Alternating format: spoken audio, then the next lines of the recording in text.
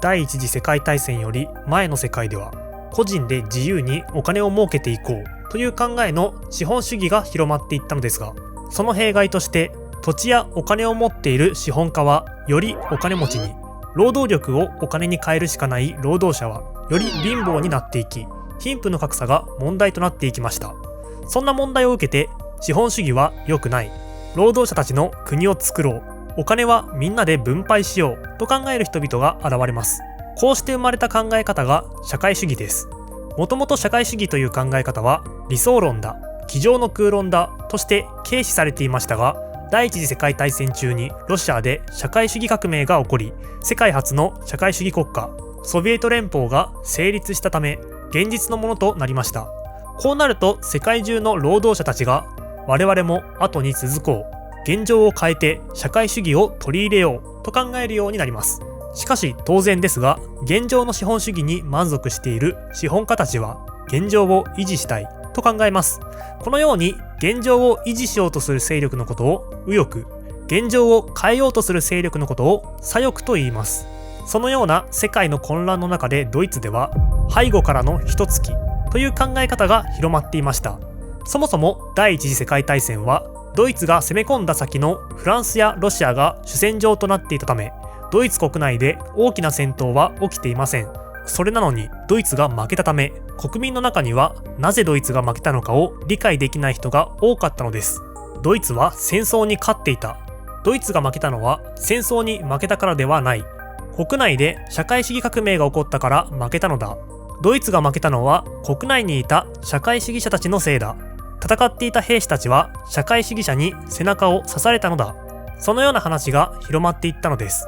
戦場から帰ってきたヒトラーはこの話を聞き、我々兵士は何のために犠牲を払ったのだ。社会主義者たちのせいでドイツは敗北したと考えて怒り狂い、社会主義者を毛嫌いするようになっていきます。そのように考えたのはヒトラーだけでなく、戦争を終えて帰ってきた兵たちのほとんどが同じような不満を持つようになりました。しかも戦場から帰ってきたら、ドイツは社会主義革命により大混乱して仕事がありません。行き場をなくした人々の中には軍に残る人もたくさんいました。こうして第一次世界大戦で兵士として戦った人々の多くは社会主義者たちと対立するようになっていき、右翼に近い考えを持つようになっていくのです。では反対に左翼と呼ばれる人々の状況を見ていきましょう。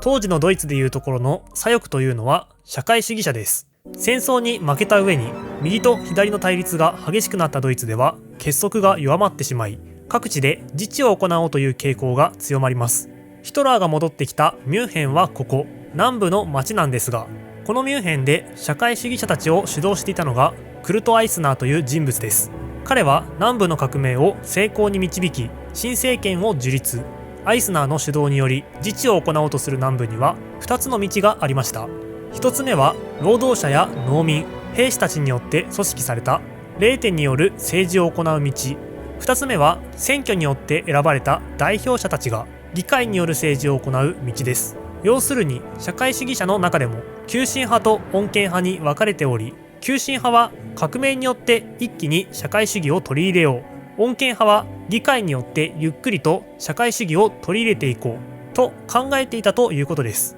アイスナーはその中間的な立場を取っていたのですが、どっちつかずのアイスナーは命を狙われるようになり、暗殺されたため政治はさらに混乱。ドイツ南部の政治はリーダーを失った左翼と背後からの一突きを信じる右翼という大混乱に陥っていきます。しかもアイスナーはユダヤ人でした。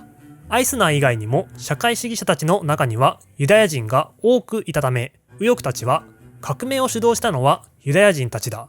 ユダヤ人たちが引き起こした社会主義革命によってドイツは敗北したのだというデマを信じ込むようになり、社会主義者と共にユダヤ人を敵視する風潮が広まっていったのです。さて状況を整理してみましょう。第一次世界大戦で兵士たちが戦っていたところ、ドイツ国内で社会主義者たちが革命を起こし、ドイツは敗戦。しかし社会主義者の中でも派閥があり、レーテが政治を行おうと考える急進派と議会が政治を行おうと考える穏健派で対立が起きるようになっていきます。ちなみに北部では穏健派の方が優勢で、南部では急進派の方が優勢です。そんなところに帰ってきた兵士たちは怒っており、社会主義者たちのせいで戦争に負けたと考えています。なので兵士たちは穏健派に味方して急進派に対抗するようになったのです。ここで問題になるのが過激派が優勢な南部です。軍という見方を得た南部の穏健派はドイツ中央から軍を派遣してもらい、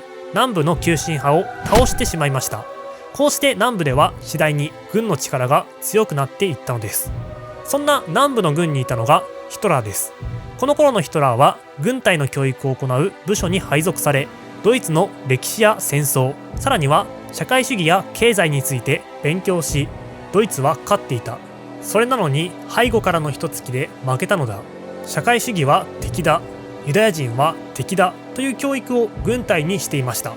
これまでの人生で何をしてもダメだったヒトラーですが、ここで彼が持つ唯一の才能が開花します。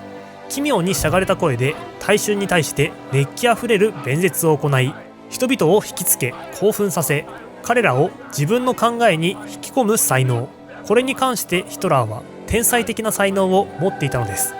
こうしてヒトラーは軍の中で兵を教育する仕事をこなしていき、時にはロシア革命をその目で見てきたドイツ兵に対しても再教育を行うことすらありました。社会主義の思想をダイレクトに受けた人々に対して、社会主義は敵だという教育を行うのですから、弁舌の技術と教育の効果がもろに問われる相手です。ところがヒトラーの演説はそんな人々の心すらわしづかみにし、大好評となっていきます。こうしてヒトラーは弁舌の才能を生かして軍の中に居場所を作っていったのです。そんなヒトラーがある時、ドイツ労働者党という政党の調査を頼まれます。当時のドイツは政治に対する不満が多かったこともあり、新しい政党がたくさん成立していたため、軍がそれらの政党を調査することがあったのです。ということでヒトラーはドイツ労働者党の会合が行われているビアホールに軍のスパイとして潜入。ところがヒトラーはここでも演説によって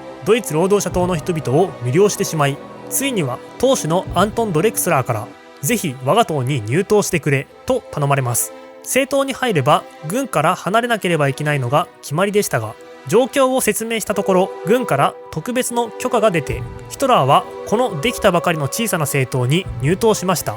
するとヒトラーはもっと大規模な集会を開こう、そして党員を増やそうと提案。これまでは軍の講師として兵を相手に行っていた演説をドイツ労働者党の党員として一般市民を相手に行っていきます。するとヒトラーの演説はここでも大好評。集会に参加した人々が寄付をしてくれたため、ドイツ労働者党はスローガンやパンフレットを印刷することができるようになりました。こうしてヒトラーの演説が人々を集め、その人々がお金を寄付するサイクルが出来上がり、党内でのヒトラーの権力は次第に強まっていきました。そしてついにヒトラーはこのドイツ労働者党の党名を国民社会主義ドイツ労働者党へと改めます。これがナチ党です。それと同時に党の方針を発表し、政党としての体裁が整えられました。